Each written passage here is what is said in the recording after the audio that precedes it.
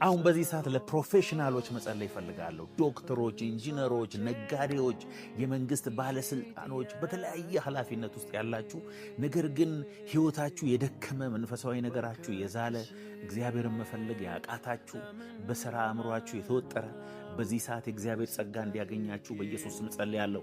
አባት ሆይ በተለያዩ የመንግስት መስሪያ ቤት፣ የግል መስሪያ ቤት የራሳቸውን ስራ ፕሮፌሽናል እየሰሩ ከጠዋት እስከ ማታ እየለፉ ያሉ ከሥራ ብዛት የተነሳ መንፈሳዊ ሕይወታቸው የደከመባቸው አሁን በኢየሱስ ክርስቶስ ስም መንፈሳቸውን እንድታነቃ የቀድሞ ፍቅራቸውን እንድታድስ የጸሎት ሕይወታቸው እንዲታደስ በጌታ በኢየሱስ ክርስቶስ ስም ጸልያለሁ።